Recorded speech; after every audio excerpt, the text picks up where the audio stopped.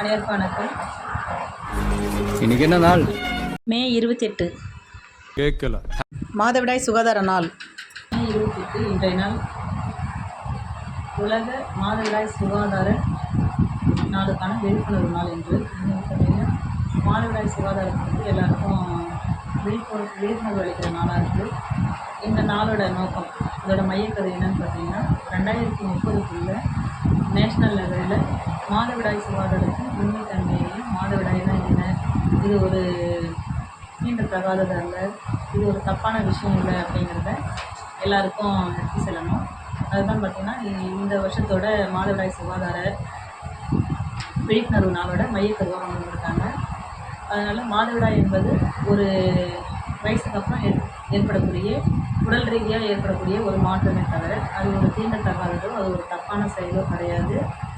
மாதவிடாய் சமயத்தில் வெளியேறக்கூடிய ரத்தம் பார்த்திங்கன்னா ஒரு சுத்தமான ரத்தம் தான், அது வந்து ஒரு தப்பான ரத்தம் கிடையாது. எந்த ஒரு பிளட்டுமே நம்ம உடம்புலேருந்து வெளியில் வரும்போது பார்த்திங்கன்னா அது கொஞ்ச நேரம் தான் பார்த்திங்கன்னா அது நல்லதாக தெரியும். அதுக்கப்புறம் அந்த ரத்தத்தோட தன்மை பார்த்திங்கன்னா இருகு அது வந்து கெட்டியாக பார்த்திங்கன்னா ஒரு கெட்ட ஸ்மெல்லு தான் வர ஆரம்பிக்கும். ஏன்னா அது ரத்தத்தோட தன்மை இது. அதுக்கப்புறம் அதில் எறும்பு, ஈ அந்த மாதிரி கிருமிகள் வந்து அட்டாக் ஆகும். அப்படி அட்டாக் ஆகும்போது அதனுடைய தன்மை பார்த்திங்கன்னா சேஞ்சஸ் ஆகும். அப்போ அதில் இருந்து ஒரு பேட் ஸ்மெல் வரும். அதே மாதிரி தான் நம்ம மென்சுரல் டைமில் நமக்கு வரக்கூடிய ப்ளட்லேயும் அந்த ப்ளட்டு வரும்போது அது நார்மலாக நல்ல ப்ளட்டாக தான் வருது.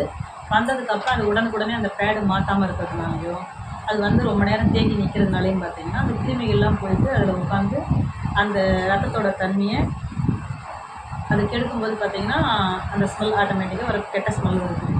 அதுதானே தவிர மற்றபடி எதுவும் கிடையாது. நம்ம மென்சுரல் டைமில் சுத்தமாக இருக்கணும், சுகாதாரமாக இருக்கணும். ஒரு நாளைக்கு குறைந்தபட்சம் 4 மணி நேரத்துக்கு ஒரு முறை பேடு மாற்றணும். ஒரு 6 பேடு மாற்றணும். 6 பேடு மாற்றணும். அதிகபட்சமாக ப்ளீடிங் ஆகிறவங்க கூடுதலாக கூட மாற்றலாம். அடுத்தது சுத்தமான முறையில் எடுத்து வாஷ் பண்ணிவிட்டு அது ஒரு எப்படி பக்குவப்படுத்தி நம்ம எடுத்து அதை டிஸ்போஸ் பண்ணணுமோ அந்த மாதிரி டிஸ்போஸ் பண்ணணும். அடுத்தது பார்த்திங்கன்னா மென்சுரல் டைமில் எப்போதுமே வந்து அந்த பிறப்புறுப்புகளை ரொம்ப சுத்தமாக பார்த்துக்கணும்.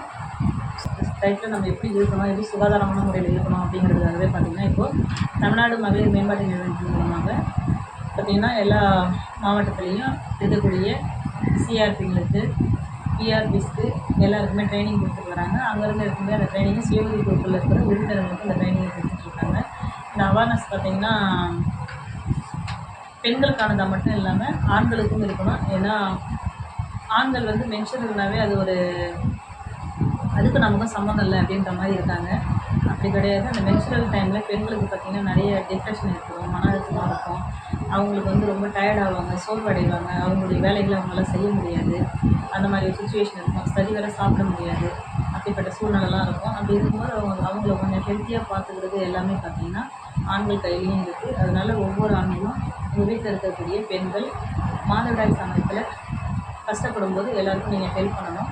ஹெல்ப் பண்ணி உதவிகரமாக இருக்கணும். அப்போ மட்டும் கிடையாது, எல்லா டைம்லையுமே பார்த்திங்கன்னா பெண்களுக்கு ஹெல்ப்ஃபுல்லாக இருக்கிறது நல்லது. எந்த ஒரு வீட்டிலும் ஒரு பெண் இல்லைன்னா ஒன்றுமே செய்ய முடியாது. ஒரு ஆண் இல்லாத ஒரு பெண் பார்த்திங்கன்னா அந்த ஃபேமிலியை நல்லா ரன் பண்ணுவாள். ஆனால் ஒரு பெண் இல்லாமல் ஒரு ஆணால் எந்த காலத்துலையும் எந்த இடத்துலையும் அவங்க ஃபேமிலியை நல்லா கொண்டு போக முடியாது. அதனால் பெண் என்பவர் பார்த்திங்கன்னா ஒரு குடும்பத்துக்கு ரொம்ப முக்கியமானவங்க. அதனால் வீட்டில் இருக்கிற எல்லா பெண்களையுமே எல்லோரும் நல்லா பார்த்துக்கணுங்கிறது.